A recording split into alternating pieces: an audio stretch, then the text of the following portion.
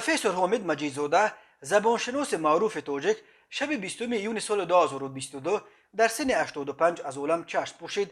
مرگ پروفسور مجیدزاده در حالی است که تازه روز 16 ایون در دانشگاه ملی تاجیکستان به مناسبت 85 سالگیش یک نمایش بین المللی برگزار شد. مرحوم بردم و سلامت بود و در این نمایش شرکت و سخنرانی کرد. سراج الدین امامعلی دکان فاکولته فیلولوژی تاجیک در صحبت به پرس تیجی در گذشت پروفسور حامد مجیدوف را تصدیق و مرگ او را تلفات کلان به علم تاجیک ارزیابی کرد. معلم تا دیروز با وجود پیرانسال بردم و سالم بودند، صحنه 16 ایون در نمایش علمی شرکت داشتند. شب 19 و 20 ایون جان به حق سپاریدند، گفت او. سراج الدین امامعلی خبر داد که مراسم وداع با پروفسور حامد مجیدزاده تا ظهور امروز در نزد خانه‌اش و نماز جنازه مرحوم بعد نماز پیشین در مسجد محله 33 برگزار می شود. حامد مجیدزاده از مخالفان سرسخت بازگشت به الفبای نیاگان بود و در آخرین مصاحبهش که تازه روز 13 میون سال 2022 همگی یک هفته قبل از مرگش در سامانه پرس دیجی و هفته‌نامه تاجیکستان نشر شد،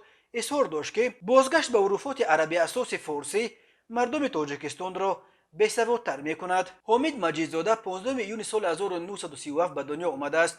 او سال 1995 سزاوار عنوان دکتر علم‌های فیلولوژی و سال 1996 صاحب عنوان پروفسور شد. سال 1997 مجیدزاده عنوان کارمند شایسته تاجیکستان را هم به دست آورد.